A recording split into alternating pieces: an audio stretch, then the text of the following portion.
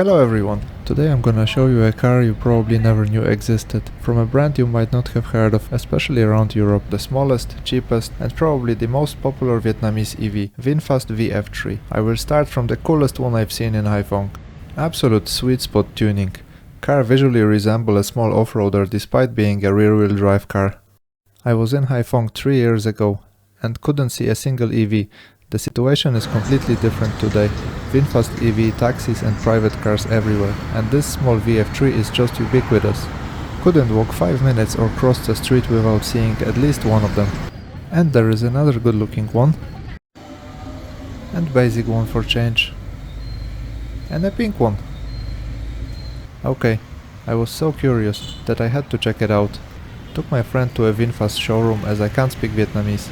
Staff was very friendly and there was no issue getting a test drive. And shortly after, we are off in the city. This car is equipped with dual front airbags for driver and passenger alongside other safety features like ABS, traction control and rear parking camera.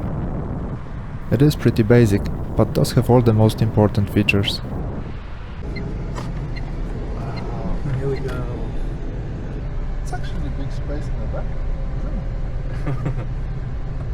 How do you feel electric driving? Huh? Quite cool. Vin is getting used to regenerative braking, but it turned out that full one-pedal driving is not possible. The car slows down after releasing the accelerator, but the driver needs to hit the brakes to bring it to complete stop.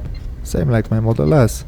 And unlike BMW i3, yes, I know, this is completely different league, but I will compare it to BMW as both of these city cars are similar in form. VF3 weighs 1157 kilograms, actually around 40 kilograms less than lightest i3, but it is also much shorter, little bit narrower and little bit taller. Different source tells me Vinfast weighs 1090 kilograms, which is very close to few compact city petrol competitors. Well done Vinfast! First impression? I could clearly hear electric motor. A bit too loud for my liking, but okay for this price. I really want to point out the AC performance, which was on all the time and cooling the whole cabin really well. Well done Vinfast, this is important in Asia. Ready? Yeah. First acceleration test. It didn't feel slow despite having only 43 horsepower and 110 Nm of torque. The torque figure is close to petrol Honda Jazz, but it is much more fun to drive. I believe thanks to this low power motor, car can achieve decent range from small high voltage battery. The Vinfast VF3 has an 18.64 kWh lithium-ion battery offering a claimed range of up to 210 km NEDC. Real-world EPA range is somewhere between 160 and 190 km. Small glove box, good manual vents and a lot of plastic around. Not a big deal for the price of the car. Simple and clean 10-inch display does everything, as there is no dash for the driver. It supports Android Auto and Apple CarPlay, but you want to make sure that you have all the recent software updates. Driving around Haiphong city, trying to find good place to test acceleration. There is good bit of space in this little car. I'm 1.80 m and there is plenty of room above my head. Also visibility around is very good. Car was initially available with battery lease option, but now the only option in Vietnam is the battery purchase with the car. Go for. Yes. Good empty road. Let's try acceleration. Around 6.3 seconds 0 to 50 km an hour and 19.3 seconds 0 to 100, where 100 km an hour is the maximum rated speed. Wow. This car was not built for performance for sure, but it does its job quite well as a city car. We've tried to push it to max speed, but we kept hitting some uneven surface on the road every time at around 85 km an hour. Oops. Suspension durability test. Pass! Time to have better look at the car. What a cool car. Cool to drive. Pretty quick in the city. 0 to 50. Maximum speed around 100. Not much, but in Vietnam you don't need any more in the city. Little bit bumpy suspension. Still usable.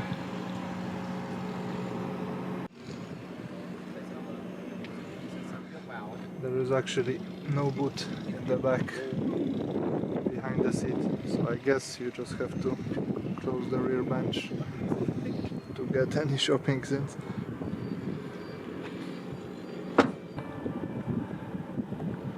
CCS, nice.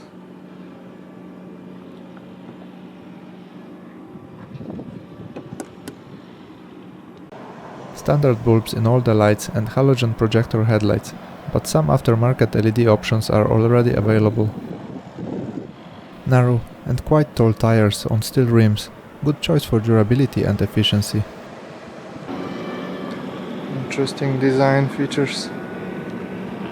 We started driving with 77% state of charge, around 45 minutes driving with AC on full blast. I know, slow city speeds, but also few acceleration pulls. Car consumed only 8% battery and range predicted on the dash was actually accurate.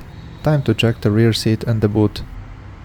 I'm gonna try to squeeze myself in the back here actually.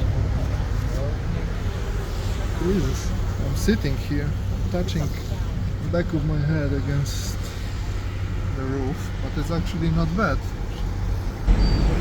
My legs are okay. I don't know how to operate this seat. Little bit technology and the man is lost. Try to sit behind the driver.